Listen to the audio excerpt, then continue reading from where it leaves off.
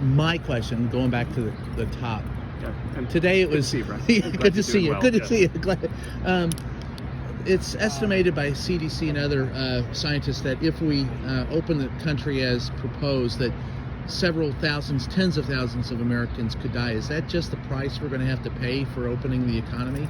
Yeah, I think that we all hope for the best and trust that the guidelines that Drs. Birx and Fauci put out to guide states and how to open up safely, that if followed closely, that we can open up and not see a massive increase. But this is a disease that has surprised us negatively over and over, and I think it's correct for governors everywhere to exercise extreme caution as they open up. But if it does, I think that that's a reminder, like from the University of Washington new model projections this morning, it's really a reminder of that. but if it does do that, isn't that a callous assessment?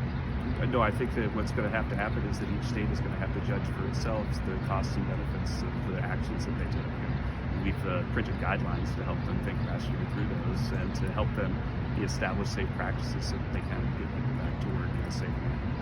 And how long is this going to affect the economy? I think that it'll have a big effect on the economy until the virus is under control. I'm not a doctor, so I don't know when that's going to be, but we follow the COVID data every day right now because it has such a huge economic impact. But economically, I mean, you were saying 20% or more, right? It could well be that the unemployment rate gets that high. That's right. Just looking at the initial claims, you can get a number. I mean, it's the models that map claims unemployment are a little bit noisy, but yes, you could easily get a number that high. So this could be years. Well, the thing is that Milton Friedman had a model where he said that you should think of an economy as being like a string, and if you pull it down farther, then it sort of snaps back faster. And that model has worked for most big negative shocks in history, but it didn't work in the Great Recession and in the Great Depression. Yeah, the two and largest. I think that we started, the good news is that we started, we were exposed to this, one of the largest unexpected shocks ever, at a time where our economy was the strongest it's ever been.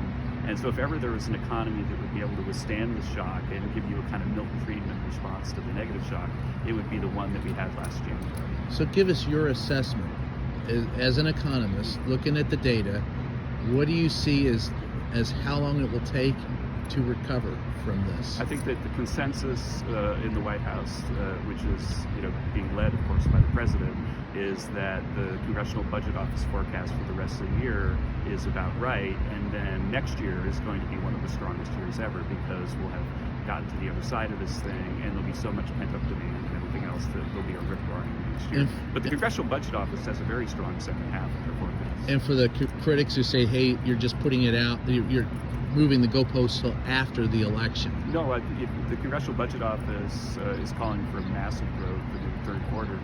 That number will come out in October before the election. Based on what? Based on the fact that they expect the economy to start moving again.